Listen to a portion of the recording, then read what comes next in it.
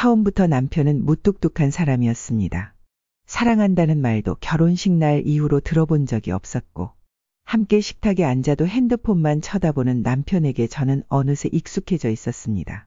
어느 날 퇴근 후 온몸이 녹초가 된 상태로 집에 돌아왔을 때의 일입니다. 부엌에는 설거지거리가 쌓여 있었고 거실은 어질러져 있었습니다. 남편은 소파에 누워 TV만 보고 있었죠. 오늘 힘들었어? 회사 일이 늘 피곤하지 뭐. 남편은 눈길조차 주지 않고 대답했습니다. 나는 더 이상 묻지 않았습니다. 이제는 이런 대화마저도 피곤하게 느껴질 만큼 무의미해졌으니까요. 다음 날 아침, 아이의 등교 준비를 하며 정신없이 바쁘던 나에게 남편은 뜬금없이 말했습니다. 오늘 저녁에 친구들이랑 약속 있어. 늦을 거야. 나는 속으로 깊은 한숨을 내쉬었습니다. 당신은 매일 늦잖아. 애들 봐주는 건 나 혼자 다 해야 하고. 왜 또 그걸 문제 삼아? 당신이 잘하니까 내가 신경 안 써도 되잖아. 그 말에 나는 무너져 내리는 기분이 들었습니다. 설거지를 하는데 갑자기 울음이 쏟아졌습니다. 왜 이렇게 사는지 모르겠다는 생각이 들었거든요. 그날 밤 남편의 핸드폰 화면에서 낯선 여자의 카톡 메시지를 보게 되었습니다. 저는 손에 들고 있던 접시를 떨어뜨릴 뻔했습니다. 핸드폰을 집어들고 확인해 보니 남편과 그 여자가 주고받은 메시지 내용이 적나라했습니다. 남편을 보고 저는 참았던 모든 감정을 쏟아냈습니다. 이게 뭐야? 지연 씨가 누구야? 남편은 놀란 표정으로 저를 쳐다보았습니다. 그냥 회사 동료야. 별일 아니야. 별일 아니라고. 이런 메시지를 주고받으면서 별일 아니라니. 당신 나한테 대체 왜 이러는 거야? 남편은 대답 대신 핸드폰을 빼앗으려 했고 저는 그걸 꼭 쥔 채 소리쳤습니다.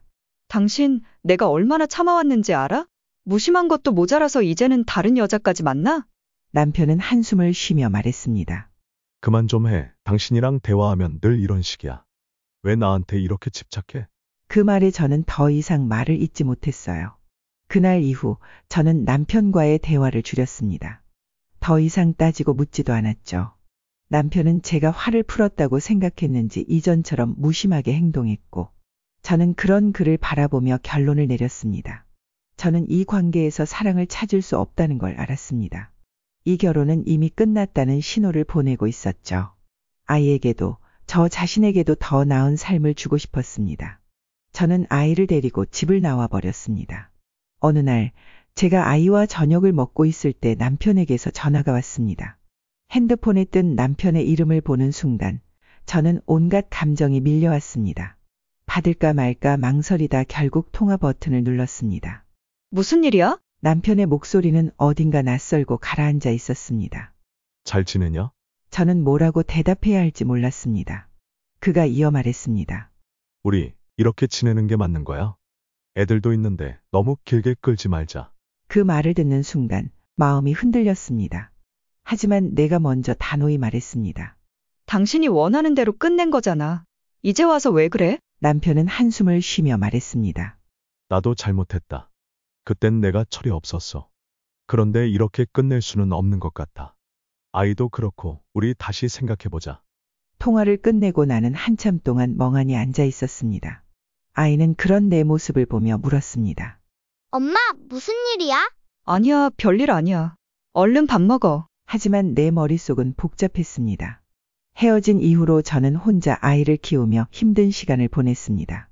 생계를 위해 두 군데서 일하며 하루하루를 버티는 것도 고역이었습니다. 남편에게 돌아가면 이런 고통에서 조금은 벗어날 수 있지 않을까 하는 생각이 들기도 했습니다. 그런데 동시에 다시 함께 살게 된다면 이전의 상처들이 또다시 반복될 것 같아 두려웠습니다. 며칠 뒤 남편이 직접 찾아왔습니다. 문 앞에 선 그를 보는 순간 저는 한숨을 내쉬었습니다. 그는 예전과 다르게 조금 초췌해 보였습니다. 왜 왔어? 직접 얘기하고 싶어서. 잠깐 얘기 좀 하자. 저는 문을 열어줬어요. 그는 조심스럽게 거실로 들어와 앉았습니다. 나도 그동안 많이 생각했어. 내가 잘못한 거 알아. 너 혼자 아이들 키우느라 얼마나 힘들었을지 상상도 안 가. 이제 와서 그런 얘기하면 뭐가 달라져? 그는 잠시 말을 멈추더니 조용히 말했습니다. 우리 다시 같이 살자. 아이들한테도 아빠가 필요하잖아. 그가 정말로 변했을까? 아니면 또다시 같은 일이 반복될까? 마음이 혼란스러웠습니다. 그날 밤 저는 아이가 잠든 후 홀로 거실에 앉아 깊이 고민했습니다. 혼자 아이를 키우면서 생활비는 턱없이 부족했고 아이들에게 더 많은 걸 해주지 못한다는 생각에 늘 미안했습니다. 다시 그와 살면 적어도 생계 걱정은 덜 수 있겠지. 아이들에게도 아빠가 다시 생기는 거고. 다음 날 저는 남편에게 전화를 걸었습니다.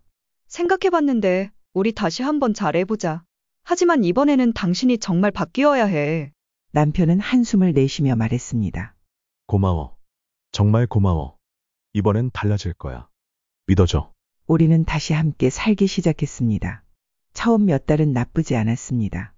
남편은 집안일을 돕고 아이와 시간을 보내며 노력하는 모습을 보였습니다. 엄마, 아빠랑 다시 같이 살아서 좋아. 아이가 그렇게 말할 때마다 마음이 조금씩 풀리는 것 같았습니다. 하지만 시간이 흐를수록 남편의 태도는 점차 변하기 시작했습니다. 어느 날 저녁 남편은 술에 취한 채 집에 들어왔습니다. 저는 화가 나서 소리쳤습니다. 또 술이야? 당신 아이 생각은 안 해?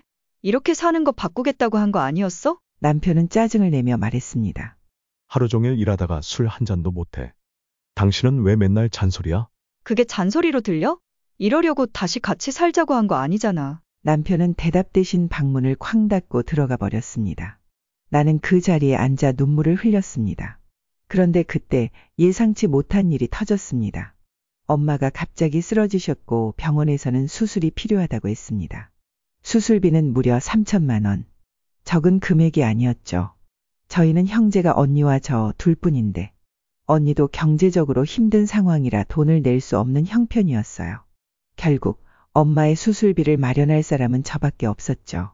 하지만 문제는 제가 그 돈을 낼 여유가 없다는 것이었어요.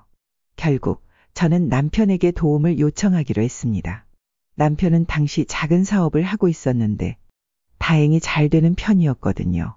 평소에는 무심한 남편이었지만 가족의 일은 도와줄 거라고 기대하며 그날 밤 어렵게 입을 열었습니다. 여보, 잠깐 얘기 좀 해. 남편은 TV를 보며 건성으로 대답했어요. 뭔데? 또 무슨 일이야? 저는 깊은 숨을 쉬며 말을 꺼냈습니다. 엄마가 병원에 계셔. 큰 수술을 받아야 한대. 근데 수술비가 3천만 원이래. 남편은 TV에서 눈을 떼지 않고 대답했죠. 그래서? 그 순간 그의 태도에 숨이 턱 막혔지만 참았어요. 엄마 수술비 좀 도와줄 수 있어? 남편은 이마를 긁적이며 대답했습니다. 3천만 원이라 생각보다 크네. 이번 한 번만 우리 엄마 좀 도와줘. 남편은 한참 동안 아무 말도 하지 않았습니다. 저는 마음속에서 수십 번이나 간절히 빌었어요. 남편은 결국 고개를 끄덕이며 말했습니다. 알았어. 이번 한 번만 도와주는 거야. 고마워. 정말 고마워. 남편은 말없이 자신의 방으로 들어갔고 저는 안도의 한숨을 내쉬었어요. 엄마의 수술비가 마련된다는 사실에 저는 무척 기뻤습니다. 며칠 뒤 엄마의 수술은 성공적으로 끝났습니다. 수술실에서 나온 엄마를 보며 저는 눈물이 났습니다. 엄마, 이제 괜찮아. 다 끝났어. 엄마는 미약하게 웃으며 손을 잡아주셨어요. 그 순간 저는 모든 걸 참고 버티기를 잘했다는 생각이 들었어요. 하지만 엄마가 회복되신 후 남편과의 관계는 다시 원점으로 돌아갔습니다. 남편은 여전히 무심했고 돈 문제로 언젠가부터 저를 더 무시하는 듯한 태도를 보였습니다. 어느 날 그는 비아냥거리듯 말했어요. 어머니 살려드렸는데 고맙다는 말도 안 하시네. 그 말에 저는 화가 치밀었지만 참았어요. 내가 고맙다고 수도 없이 말했잖아. 말로만 고맙다고 하니까 별로 감동이 없네. 그는 웃으며 방으로 들어가 버렸고 저는 그 자리에 주저앉아 한참을 울었어요. 그 이후로 남편에 대한 정은 다 떨어진 것 같아요. 남편에게 기대가 없던 저는 딸아이에게 집중했어요. 딸아이 혜리는 제 말을 잘 따랐어요. 저는 혜리에게 제 모든 사랑과 노력을 쏟기 시작했습니다. 혜리야, 너 이 학원 한번 다녀볼래? 여기가 좋대. 엄마, 나 학원 3개나 다니고 있어. 엄마가 열심히 알아봤는데 여기 선생님들이 정말 잘 가르치신대. 조금만 더 힘내보자. 혜리는 조금 힘들어했지만 결국 제 말을 따랐습니다. 저도 혜리가 좋은 환경에서 공부하고 성공할 수 있도록 최선을 다했죠. 엄마, 나 합격했어. 정말 합격했다고. 그래, 우리 혜리 정말 고생 많았어. 엄마는 너를 믿었어. 정말 축하해. 우리는 함께 눈물을 흘리며 기쁨을 나눴습니다. 해리는 저를 꼭 안으며 말했죠. 엄마, 나 진짜 엄마 없었으면 여기까지 못 왔을 거야. 정말 고마워. 그 순간 저는 해리가 제게 얼마나 소중한지 다시 한번 느꼈습니다. 하지만 그 행복은 오래가지 않았습니다. 대학 생활이 시작되면서 해리는 점점 저를 멀리하는 것 같았어요. 예전엔 제가 집에 들어오면 해리가 먼저 뛰어나와 안아주곤 했는데 이제는 방에서 나오지도 않았죠. 해리야, 오늘 수업은 어땠어? 응, 그냥 그랬어. 친구들 많이 사귀었어? 엄마, 나 좀 피곤하니까 나중에 얘기하자.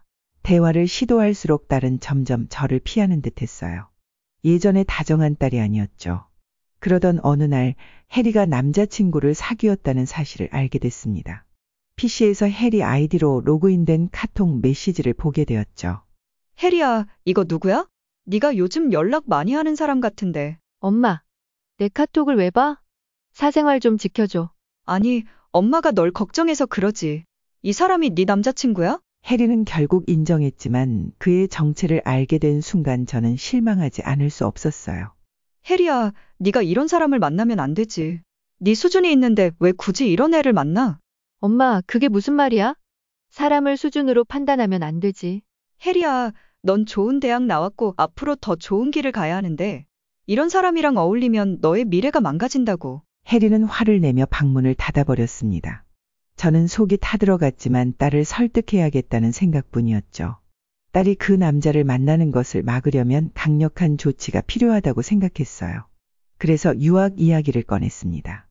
해리야, 어릴 때 더 큰 세상을 경험하는 게 좋아. 엄마가 유학 비용 다 마련했으니까 준비하자. 유학? 갑자기 왜 그런 얘기를 해? 네 미래를 위해서야. 너는 더 큰 사람이 될 수 있어. 엄마, 솔직히 말해봐. 이거 내 남자친구 때문이지. 저는 순간 당황했지만 솔직히 말하기로 했습니다. 그래, 맞아. 엄마는 그 사람이 네 인생에 도움이 안 된다고 생각해. 엄마가 너를 위해 얼마나 노력했는데 네가 이런 식으로 엄마를 실망시키면 안 되지. 엄마, 그 사람은 나를 행복하게 만들어줘. 내가 좋아하는 사람이야. 엄마는 내가 행복하기를 바라지 않는 거야? 네가 행복하기를 바래서 이러는 거야.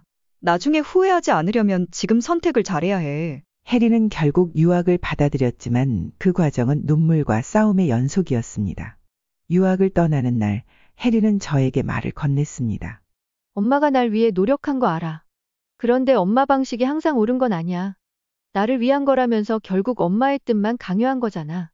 해리야, 엄마가 널 사랑해서 이러는 거야. 나중에는 이게 옳은 선택이었다는 걸 알게 될 거야. 그래, 나중에 알 수도 있지만 지금은 엄마를 이해할 수 없어.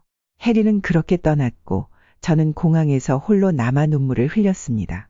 딸이 떠난 뒤 집은 텅 빈 것처럼 느껴졌습니다. 예전엔 해리가 웃으면서 저를 맞이해주던 집이 이제는 너무나 조용했죠.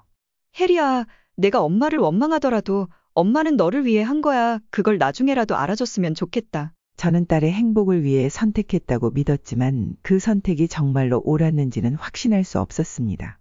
해리가 유학을 떠난 뒤 한동안 연락이 오지 않았습니다.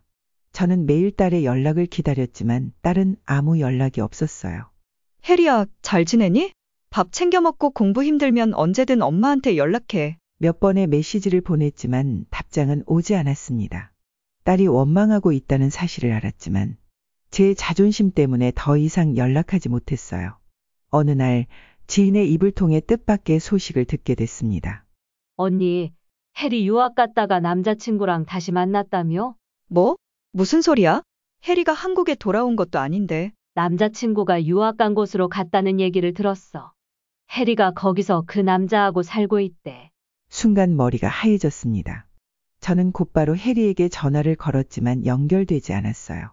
그 남자가 딸을 따라갔다니 제가 예상했던 최악의 상황이 벌어진 겁니다. 참을 수 없었던 저는 비행기를 타고 딸이 있는 곳으로 갔습니다. 딸이 살고 있는 주소를 어렵게 알아낸 후 찾아가 문을 두드렸죠. 해리야, 엄마야, 문 열어봐. 잠시 뒤 문이 열렸고 해리가 나타났습니다. 딸은 놀란 표정으로 말했습니다. 엄마가 여기 왜 왔어? 네가 여기서 뭘 하고 있는지 알아보러 왔지.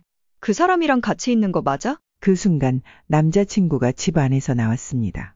어머니 안녕하세요. 어머니? 내가 왜 당신 어머니야? 해리야, 네가 정말 이럴 줄은 몰랐다. 해리는 제 손을 잡고 집 밖으로 나갔습니다. 딸은 눈물이 가득한 눈으로 저를 바라보며 말했어요. 엄마, 나 이제 내 인생 살고 싶어. 엄마가 나를 위해 노력해 준 거 알아. 하지만 나도 내가 원하는 행복을 찾을 권리가 있어. 네가 말하는 행복이 이런 거야? 그 남자와 사는 게 행복이냐고. 그래, 맞아. 그 사람은 나를 있는 그대로 사랑해줘.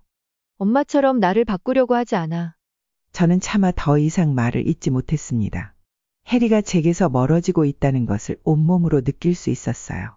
한국으로 돌아온 저는 딸과 나눈 대화를 계속 떠올렸습니다. 내가 정말 잘못한 걸까? 내가 딸을 위해 한 모든 일이 오히려 짐이 됐던 걸까? 몇 달 후 딸에게 처음으로 연락이 왔습니다. 화면 속 딸의 얼굴은 한층 성숙해져 있었죠. 엄마, 잘 지내? 혜리야, 네 얼굴 보니까 너무 반갑다. 어떻게 지냈니? 그냥 잘 지냈어. 엄마는? 건강해? 엄마는 괜찮아.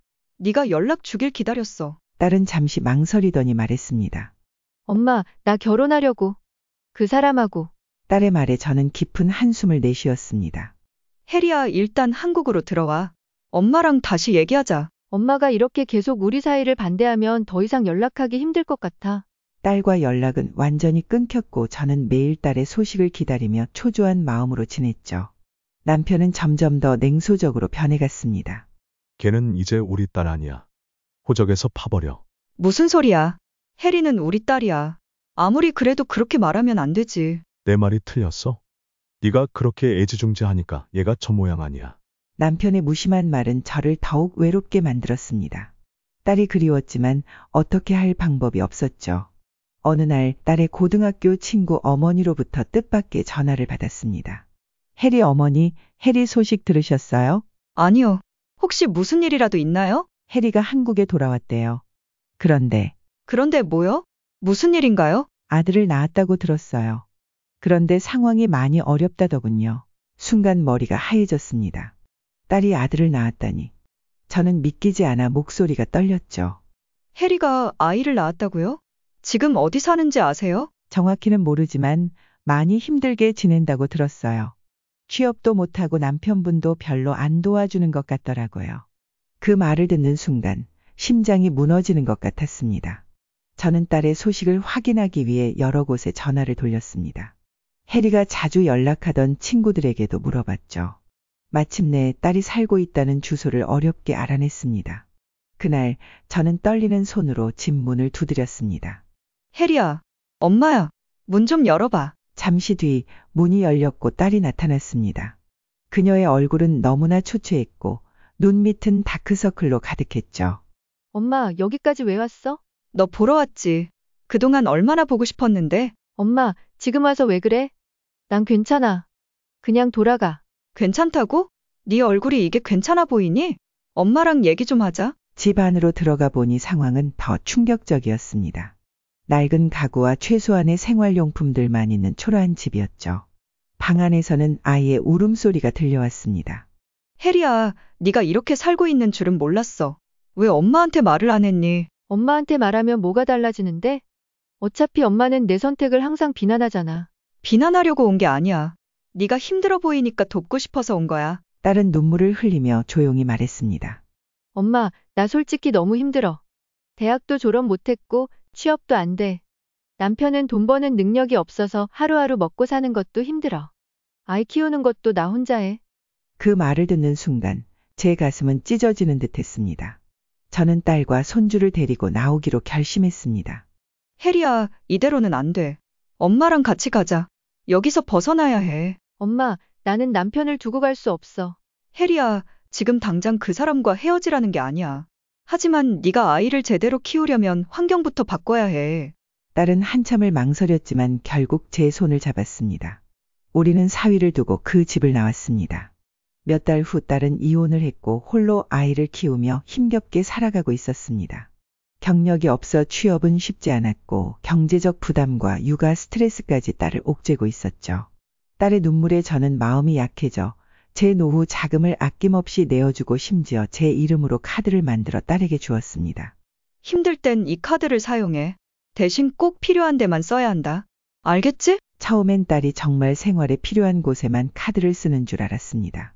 하지만 카드 명세서에 찍힌 장소들이 이상하게 느껴졌습니다. 이건 뭐야? 미용실? 백화점?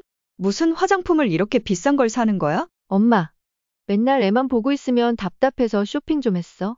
저는 처음엔 이해하려 했습니다. 엄마로서 딸이 조금은 쉬어야 한다고 생각했으니까요. 하지만 카드 사용 내역은 점점 더 심해졌습니다. 명세서를 볼 때마다 제 손은 떨렸습니다. 명품 가방, 고급 화장품, 심지어 해외 직구로 산 물건들까지 생활비가 아니라 딸의 사치에 제 돈이 쓰이고 있었습니다. 너 이게 뭐야? 애를 키우면서 무슨 명품 가방을 사고 비싼 옷을 사는 거야? 엄마, 나도 사람이야.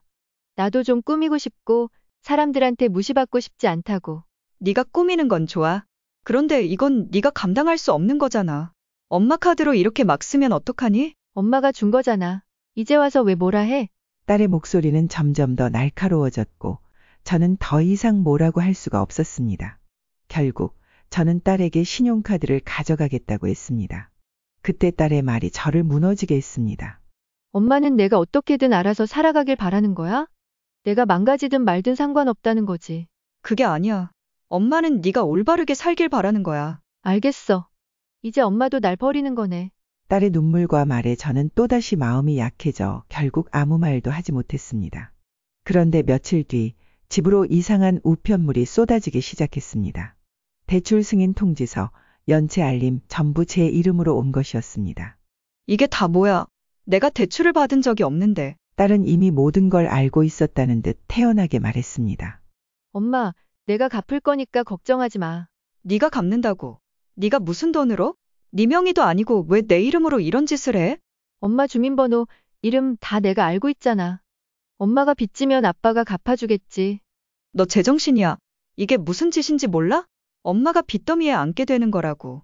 엄마가 카드도 가져가고 나도 어쩔 수 없었어. 딸은 가능한 모든 캐피탈 회사와 대부업체를 찾아다니며 대출을 받았습니다. 금액은 이미 1억 원을 넘었고 그 빚은 전부 제 이름으로 남았습니다. 딸은 빚을 갚을 능력도 의지도 없었습니다.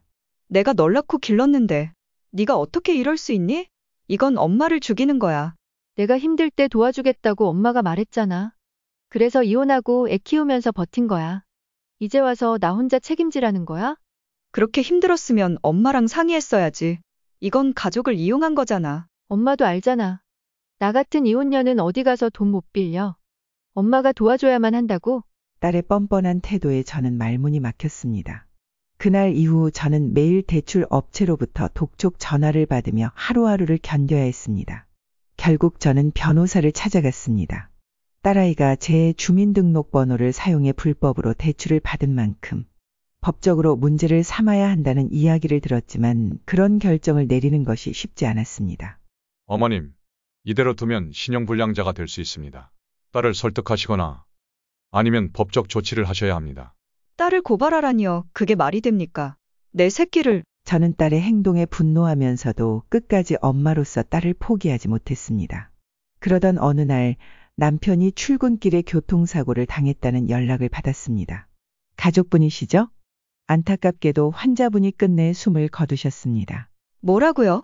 그게 무슨 말이에요? 아침까지만 해도 멀쩡했는데. 갑작스러운 남편의 죽음은 저를 절망으로 몰아넣었습니다.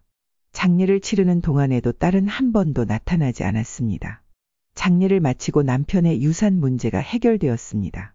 남편이 남긴 집과 적금, 보험금 모두 제 앞으로 상속되었습니다. 남편분의 모든 재산은 배우자분께 상속됩니다. 향후 관리에 대한 계획을 세우시는 게 좋을 것 같습니다. 그래요. 남편이 남긴 이 돈으로 딸의 빚부터 갚아야겠어요. 저는 남편이 남긴 재산으로 딸의 빚을 모두 갚아주었습니다. 대출 회사들의 독촉 전화도 끊겼고 저는 그제야 평화를 되찾을 수 있었습니다. 하지만 그 평화는 오래가지 않았습니다. 며칠 뒤 딸이 제 집으로 찾아왔습니다. 엄마, 빚 다 갚았다면서? 엄마도 이제 편해졌겠네. 그래, 너 때문에 힘들었는데 이젠 좀 숨통이 트인다. 엄마, 아빠 돈 남았지? 이제 나 좀 도와줘야겠어. 뭘 또 도와달라는 거니? 엄마가 네 빚 갚느라 아빠가 남긴 돈 거의 다 썼어. 거짓말하지 마. 엄마 집도 있고 보험금도 받았잖아. 그건 노후에 쓸 돈이야. 더는 안 돼. 엄마, 내가 왜 이렇게 됐는데? 내가 왜 이혼하고 왜 힘들게 살아야 했는데? 다 엄마 때문이야. 딸은 저를 원망하기 시작했습니다. 자신이 이렇게 된 건 다 저 때문이라며 이제 제가 그녀의 생계를 책임져야 한다고 주장했습니다. 그게 무슨 말이니? 네가 선택한 결혼이고 네가 만든 결과잖아. 엄마가 뭘 그렇게 잘못했니? 엄마가 나 제대로 챙겨줬으면 이런 일도 없었을 거 아니야. 이혼도 안 했을 거고 애 키우는 고생도 안 했겠지. 엄마가 널 위해 뭘 안 했다는 거야? 네 빚까지 갚아줬잖아. 더 이상 뭘 하라는 거니? 엄마가 날 낳았으면 끝까지 책임져야 하는 거 아니야? 나보고 어떻게 혼자 살라는 거야. 딸의 말에 저는 할 말을 잃었습니다. 남편을 잃고 노후 자금을 잃고 이제는 제 자신마저 잃어가는 기분이었습니다. 그날 이후 저는 딸과 거리를 두기 시작했습니다. 연락을 줄이고 딸이 제 돈을 더 이상 사용할 수 없도록 모든 금융을 정리했습니다. 제게 남아있는 재산으로 작은 집으로 이사하고 노후를 위한 계획을 세웠습니다. 처음엔 딸이 계속 연락을 하며 제 결정을 비난했지만 점차 연락이 뜸해지더니 스스로 일자리를 찾고 남자도 새로 만난 것 같았습니다. 저는 딸과 연락을 하고 싶지만 다시 딸의 부침이 시작될까봐 두렵습니다. 사연을 들으면서 저는 이런 생각이 들었어요. 사랑이라는 건 정말 어려운 감정이죠. 무조건적인 희생이 사랑인 줄 알았는데 때로는 그 희생이 상대를 망치는 경우도 있다는 걸 깨닫게 되는 순간이 있습니다. 어머니의 마음으로 내린 이 결단이 결국 따님에게도 그리고 사연자님 자신에게도 더 나은 삶으로 이어지길 바랍니다. 무엇보다도 스스로의 삶을 되찾는 그 여정을 시작하신 사연자님의 모습에서 큰 배움을 얻었습니다. 오늘 사연을 통해 부모로서의 사랑, 그리고 스스로를 지키는 결단이 얼마나 중요한지 다시금 생각하게 되네요. 앞으로 사연자님께서 따뜻하고 평화로운 삶을 이어가시길 저도 마음 깊이 응원하겠습니다. 끝까지 들어주셔서 감사합니다.